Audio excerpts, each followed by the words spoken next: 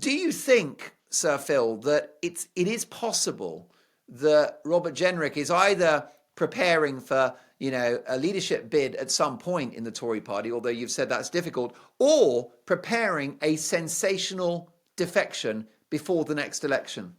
No, I think I could say with 100% certainty neither of those things will happen. But look, Okay. if Robert can help smooth the wheels to an electoral pact with reform, then that would be great. That would be good for everybody. So I don't think look.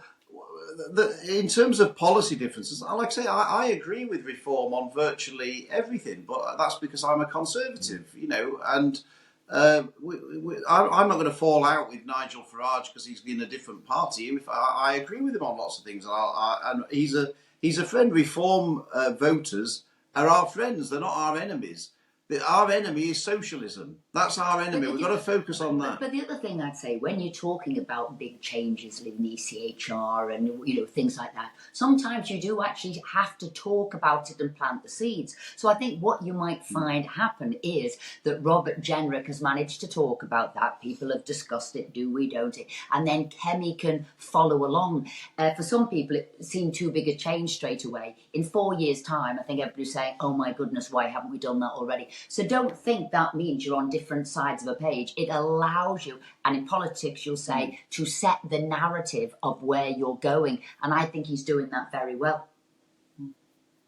Now, Esther, you've spoken about the current situation within the party, the leadership. It's not a good look for them to make a change. Phil has pointed out the rules are different now, so it's unlikely to happen before the next election. But do you feel vindicated in your choice of Jenrick over Kemi Badenoch, given what is perceived as a weak start from the new Tory leader? Well, look, that was my choice. And of course, that was my choice. And I like Robert. I've worked with him. He's been my PPS. So he's also been a secretary, Secretary of State. So when you know somebody, you trust somebody, and you've got a good working relationship in it. So, I'm glad that I chose him and he was down to the final two. And then after that, this is who we've chosen. We live in a democracy. That's who we've chosen for our leader. And you must get behind them. Because ultimately, I'm a team player and I want our team to win. And that's how it works. Most definitely. Let's talk about another former Conservative Prime Minister, Liz Truss, Sir Phil. Given the turmoil in the markets, the pound has dropped to its lowest level since 2023. The cost of government borrowing is higher than it was after Liz Truss's ill-fated mini-budget. We're flirting with recession. Interest rates are stubbornly high. Inflation on the rise. What a horrible mess. Was Liz Truss ultimately, will she be judged rather more kindly by history, do you think? No. That was a straight answer, a one-word answer. Don't often get that from politicians. No, she won't. That's what happens when you leave the House of Commons. She won't be judged kindly. No, look, this government's been, he's presiding over an economic disaster, and Liz Truss presided over a shambles when she was Prime Minister. Not just an economic shambles; it was the whole thing was a complete shambles. So the two can both be the case. It's not the case that just because this government's bad, it therefore means Liz Truss wasn't bad. They both can be bad, and they both were bad. The damage, I agreed with much of what Liz Truss said in terms of the fact that we were overtaxed and we needed to have tax cuts and all the rest of it. But the implementation was abysmal, and it put the case for tax cuts back decades. It gave tax cuts a bad name, her mini budget and her time in office, and I can't forgive her for that. To be perfectly honest, it was a mess. Interest rates were going up anyway because of what was happening around the world. Yet she managed, through sort of political stupidity, to get the blame for interest rates that were going to go up anyway, and she managed to act in a way that meant that she got the blame for them, all of them going up. And it was. I'm afraid it was her time in office was crass. It was hopeless. Even those of us who agree with the general thrust of her arguments, have to accept that her time in office was a shambles, and I'm afraid history will be just as brutal to her as it was at the time. Well, Esther, we know that mini budget was very poorly executed. Plus, of course, we know that the Bank of England have a case to answer in regard to our looming pensions liabilities, which, of course, Number 10 knew nothing about. So I do think that she was unfortunate on that one. But don't you think that sort of principle of going for growth was absolutely right? And all that happened is that they just didn't quite pull it off. It was a bit deeper than they didn't quite pull it off. So yes, you want to go for growth, and as we both agreed, we agreed with a lot of it. But she didn't cut her spending accordingly. She didn't do a balanced budget. She talked about, well, we'll reduce taxes, but at the same time as they're reducing taxes, she had to reduce her spend. Now, she didn't do that. So that, to me, isn't conservative. You've got to balance your books. Now, what Rachel Reeves done is done a tax grab, a tax spend, and public sector pay. She hasn't balanced her budget, and that's what spooked the market, saying, oh my God, where's this money going to come from? So government borrowing's going to go up, you're going to tax again. So neither did, for me, a strong conservative budget, because neither of them got it balanced in different ways.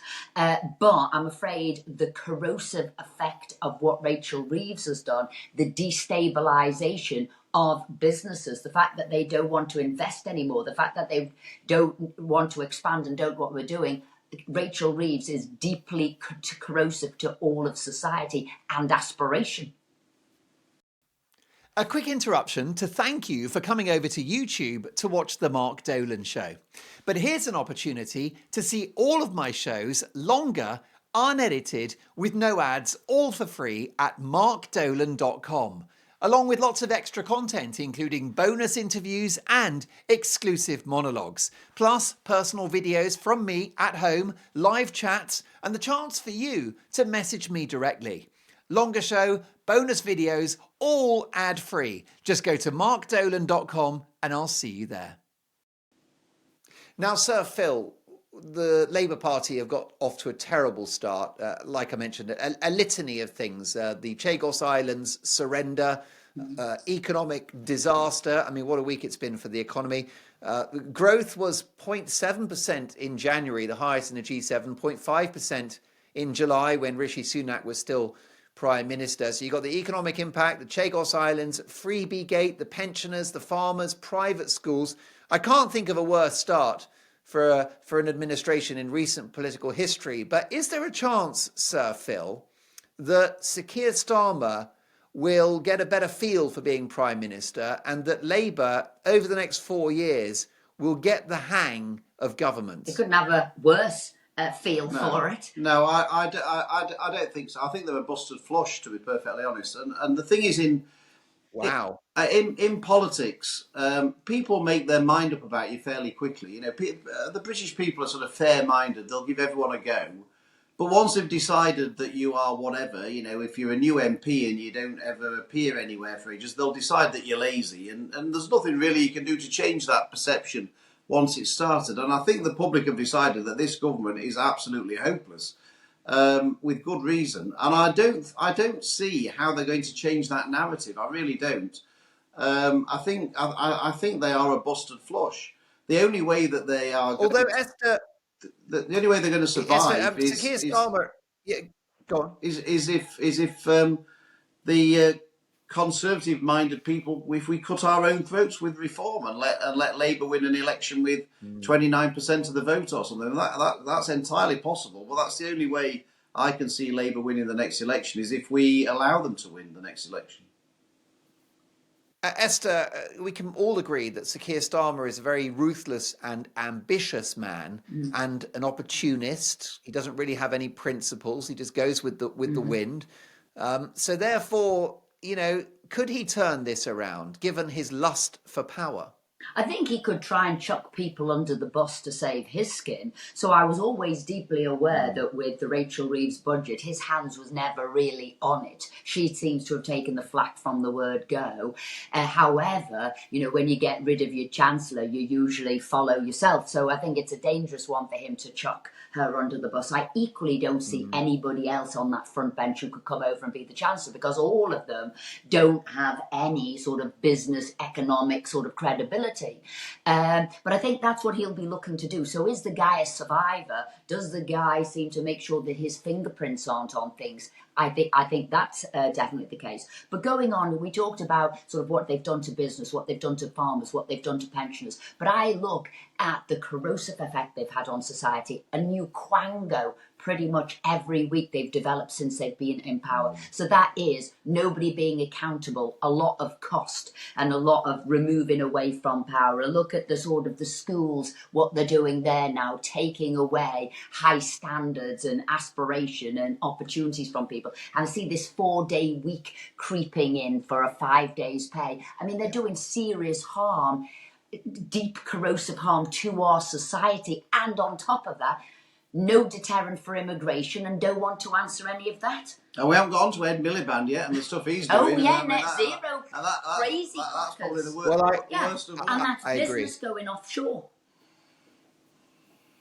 It's egregious. It's economic vandalism, absolute insanity, of course. And it's amazing how much damage, Sir Phil, Ed Miliband has done to the Labour cause over many years. Yeah, no, I think he will be the single biggest reason why Labour will lose the next election. Do you think more than Rachel? Yeah, I genuinely do. I think the damage that he's going to do.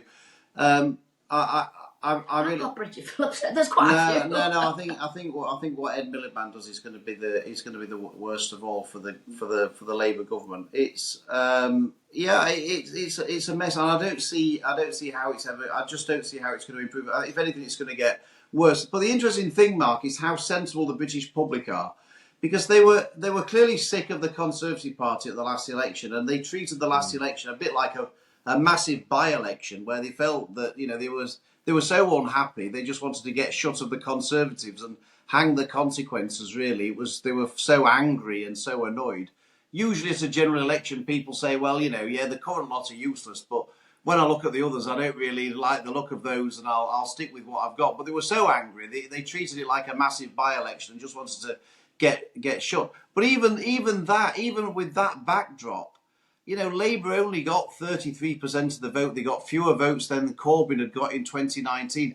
The public still didn't really want to vote for Starmer or Labour. They still weren't sold on that. The British public are pretty perceptive when it comes down to it, and they were never persuaded by Labour, even though they were just desperate to get shut of the Conservative government.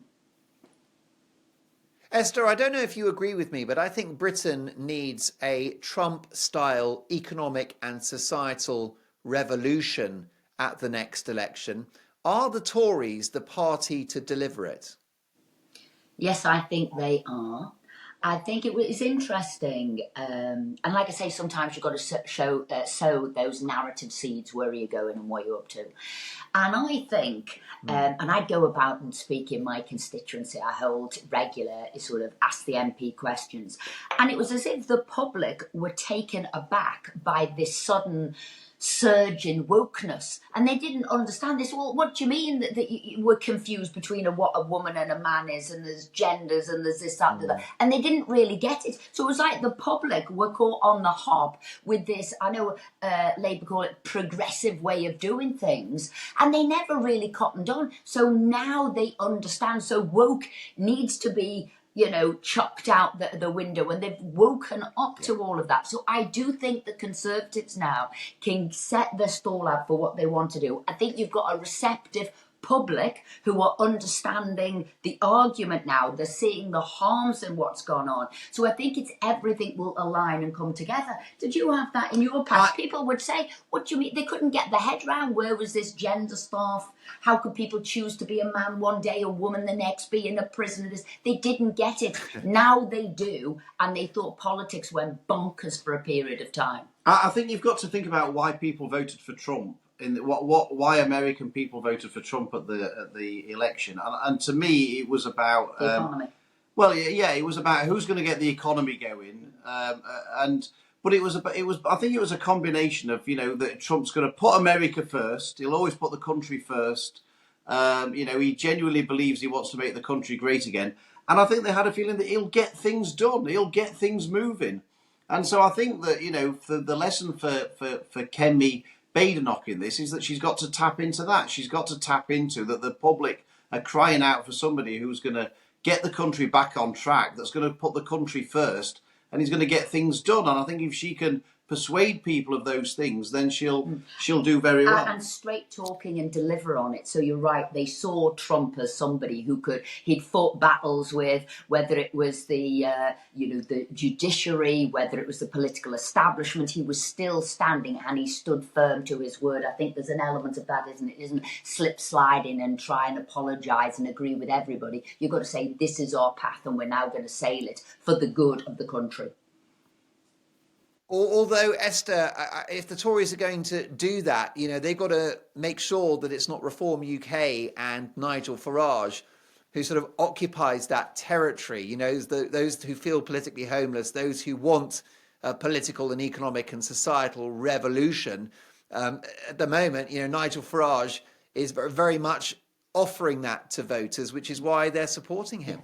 So I've said he is the showman. He is great at capturing the headlines, and what the Conservative Party are good at, and they've got to do is say, but this is the solution. So yes, he hasn't seen the problem. Yes, he's addressed it. He's brought it to people's attention. He's highlighted it, and it's great. But this is the solution, and this is how it's delivered. So I think that will be the difference. One's highlighting it, the other one's got the solution, and it's the Conservatives with the solution.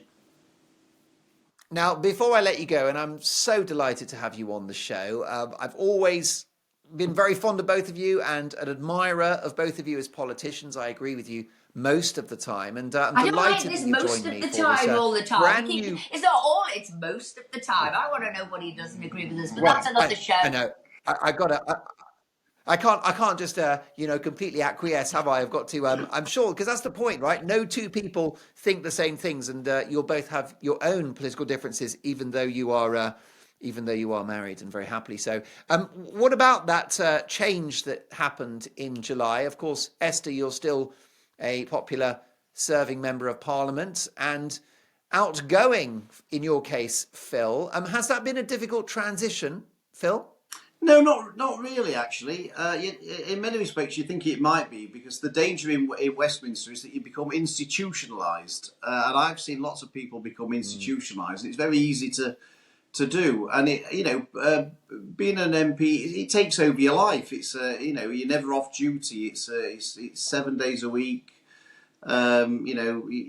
So I've sort of been surprised that it hasn't really been too difficult to transition.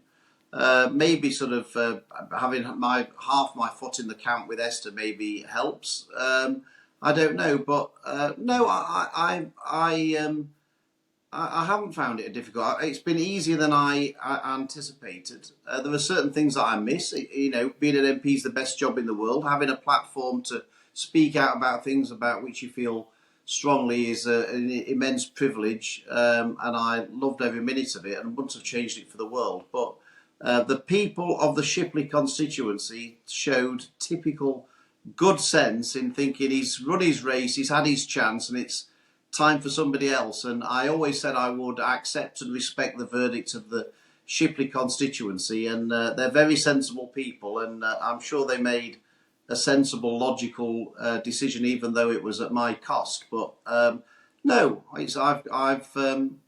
did my best for 19 years, and maybe it was time for someone else to have a go. Esther, has it changed life for both of you with Phil out of the Commons and you still there? Well, something that did change our life, and I get quite emotional at this, because Phil was incredibly ill and he had a series of heart attacks, and then we didn't know if he was going to live or die, and we were living day by day for a month. And then he had a quadruple heart bypass, and probably one of the best surgeons in the world, and he saved his life. And we found out he was like a day away from maybe a heart transplant, or maybe they couldn't even operate. So we had a really, really difficult, didn't we? August, September, October. But now I sort of say he's been completely replumbed. He's now got the heart of a teenager, and instead he's killing me off. So, because of what we've been through. So I think, you can't keep up. So politics was one thing, that sort of getting out of the House, the House of Commons was another thing. But I think the life change and transformation. So I tell you, I'm like a cook extraordinaire now, hearty, healthy food I can do in an instant, about caring for somebody, looking after somebody, and sort of doing that. So I think there's a lot in a life change that we've done, and we've done together, which has made us sort of a lot stronger. Yeah. The harder transition, Mark, has been giving Well, up. that's right, Has Phil. been the harder transition's been giving up full English breakfasts and fried bread and things like that. That's been a much harder transition than getting out of. Look, the surgeon said, and we've given him his name check, Professor Venkat said, he was allowed a treat a month. So he's allowed fish and chips once a month. He's allowed a full English breakfast once a month, but it's grilled and no fried bread. And he's allowed a curry a month. And what did Philip say to me? Oh, that sounds like a good day. No. So, yes. That's exactly. That is a misinterpretation of the spirit of the law. I mean, Phil, I wasn't going to mention your health challenges because I know you've not been massively public about it. You've been quite private, but I've had colleagues and friends that kept me updated on your situation when you were poorly. Now that you've come through all of that, do you view life differently? I don't know is the honest answer, but You love me more. I saved your life. no, I got into hospital. I did Course he save your does. life. yeah, but I always knew, I always loved you, so I didn't need to love you any more than that. So I don't know, to be honest. I probably haven't. I probably haven't sort of sat and thought about it for very. You know, I haven't probably gone through that sort of thinking. I've just sort of gone from one thing to another and doing things and whatever. So I probably haven't stopped and reflected on it. But yeah, I mean, I certainly am incredibly grateful to Esther, who took me to A&E and saved my life by taking me to A&E at Wythenshawe Hospital. Without that, if I hadn't have done that, then it would have been all over for me. And also Professor Venkat at Wythenshawe Hospital, who's one of the best surgeons in the world. I'll always be grateful for both of those things because both of those people saved my life. Check out the full episode here.